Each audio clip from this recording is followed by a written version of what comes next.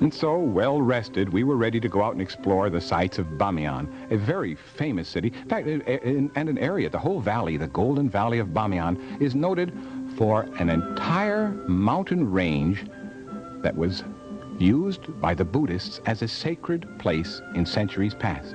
And that whole series of mountains there has Buddhist caves in it. Religious fanatics, religious priests came here, carved the caves, and dedicated all of these caves to Buddha. Now, when the Muslims came along, many of the caves were destroyed. In fact, the caves were used as residences, and the tar from the fire covered many of the paintings inside, and that sort of saved those paintings. They've been able to remove the tar deposits from the fires of the last few centuries, and they have found Buddhist paintings, some of them of great beauty and color, inside the caves. A tremendous Buddhist religious complex in this Bamiyan Valley. There were places where you could see the remains of some of the statues that had been attached by those holes to the background there. The statues have long since disappeared.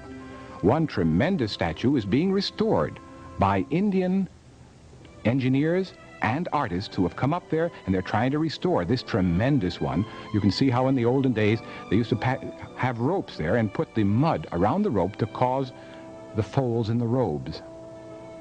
But that was a small Buddha, 125 feet. Here is the large Buddha. The large Buddha is 175 feet high, probably the biggest in all of the world. And here's what remains of it. The face was cut away many centuries ago when the Muslims took over this area. But there are Huddle and David at the bottom there to give you an idea of size. And you're looking up 175 feet.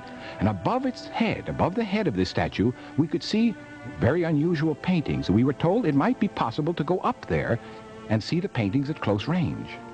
To reach the head of the Buddha, you first climb up a little slope, which takes you halfway to your goal.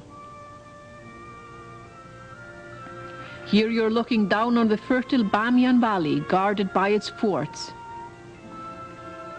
Then you enter a series of caves they have discovered, which lead right to the head of the statue. And we'd like you to join us as we climb through the winding passages of the cliff, passing on the way Buddhist paintings which cover many of the walls and ceilings.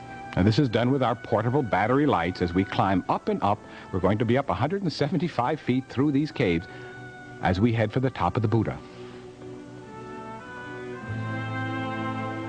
The statues that you've seen, the caves themselves, are 1,500 or more years old.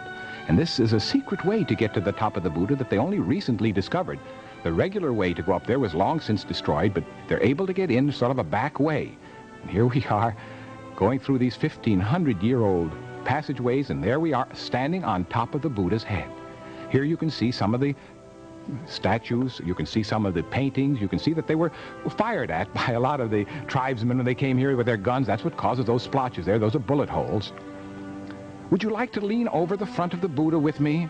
Let's go up there and lean over the statue and look straight down. That'll be a lot of fun. There it is, 175 feet down. Whoop, whoop, don't get too close there. Well, we climbed down again, all the way down this way, and had one last look at that magnificent big Buddha, 175 feet high, carved in these cliffs 1,500 years ago. We'll continue in just a few moments.